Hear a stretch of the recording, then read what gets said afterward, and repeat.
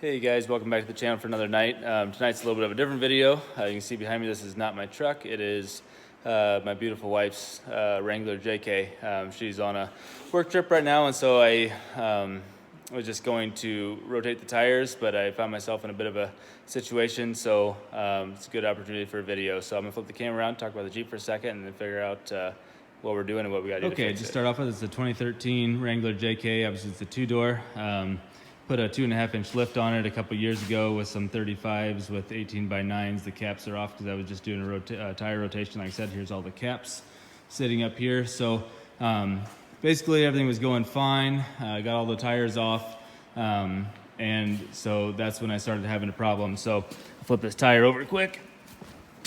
So you can see inside here's this little black plastic ring. It's a hub-centric ring, right?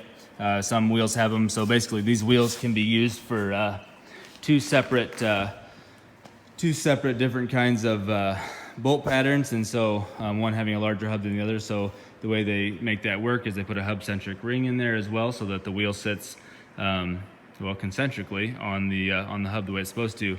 Now the problem came in. I did not realize on this wheel that the hub-centric ring was stuck on here. And so then when I took the tire from the opposite side over there and brought it over here, I tried to put basically another wheel with another hub-centric ring onto it, and started threading it on, and it seemed to be fine, and it was just pulling really weird and not lining up, and I could not figure out what was going on. But of course, being an idiot, I used a big Milwaukee impact on it, and then went to the next wheel, this one, which would have came off of this one, and realized that I did not have a hub-centric ring on there because the hub-centric ring was still on this one.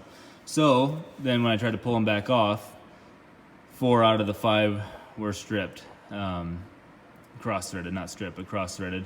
And what happens when you use a really big gun on a cross-threaded bolt? You break them. They would have been shredded anyway, but luckily the gun is extremely powerful and was able to break them off.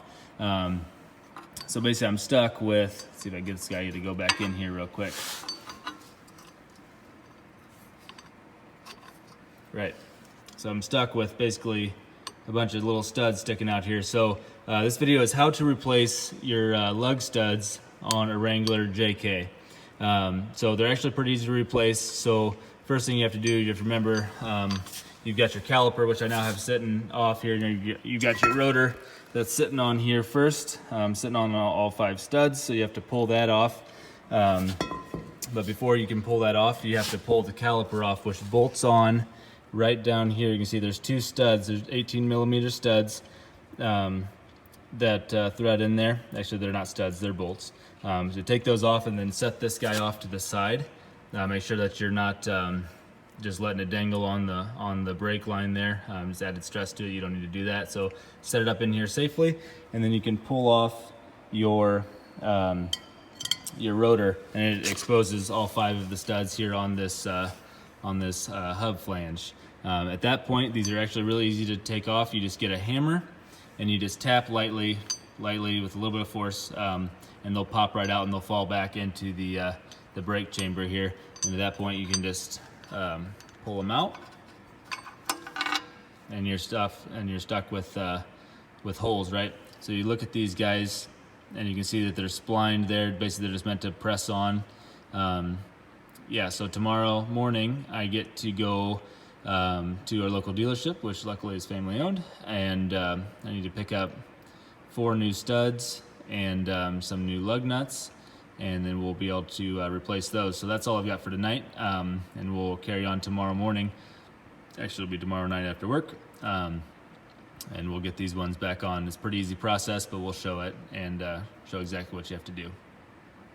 All right, guys, welcome back. Let's see, I've already done one here just to test it out to make sure that my theory was right before I showed you what to do here. This is pretty simple. It's basically, I'll have to do it in kind of a couple steps because I don't have someone here to hold the phone for me, but basically I'm going to put this in here, and then I'm going to stack a bunch of washers on this side of it to give it something to pull against, and then I'm going to thread a nut onto that, and then suck the stud through.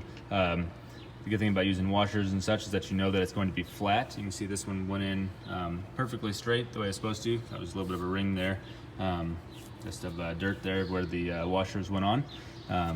But it's not a bad job there. You can see it's flush there. So yeah, I'll take a video here of doing one, but it's a pretty simple job here, especially when you have a big impact.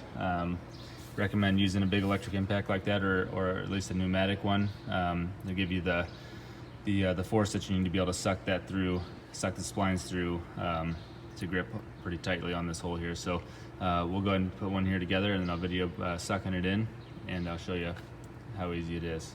Okay, so ready to do another one here. Like I said, I've got the stud in there, and basically just stacked a bunch of washers. Make sure that the hole in the washers is big enough to allow the stud to pass all the way through it. So now we're going to just thread this in with the impact, and it's going to suck this spline through and suck it down tight.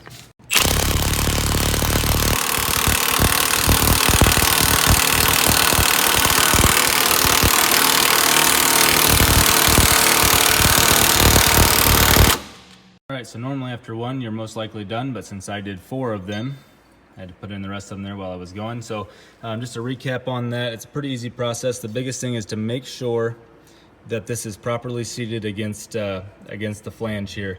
You can see down right here, this is your ABS sensor. Clearly I have a seal going out here too. That'll have to be fixed at a later date, but you can see if these aren't all the way against, they get real tight as I start to get onto these splines. And they like to kind of stick, 1/4 to 1/8 inch out. As you can see there's not a whole lot of clearance in between there.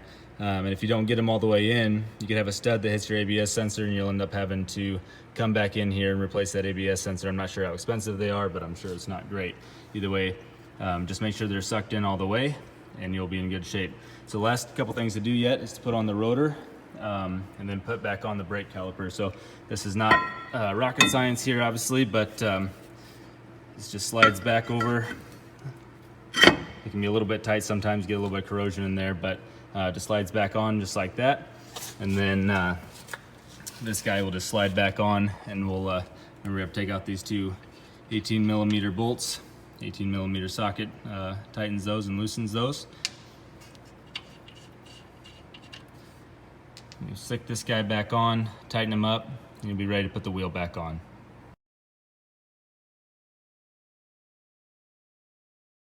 Okay, now with your rotor back on and your caliper back in place with the 2 18mm bolts, ready to put the wheel back on and get this Jeep back on the road. And that's all there really is to it, guys. So if this happens to you, generally I'm assuming you probably just strip out one, most likely it gets cross-threaded. Don't freak out. I think from the time it actually took me to start and finish, I mean, it's an hour or less of work, and that was with doing 4 of them, So, your local auto parts store will have the studs. Go get yourself a new nut, and you'll be good to go. So this Jeep's back on the road. So thanks for watching, guys. Don't forget to like and subscribe, and keep posting here for what's coming in the future.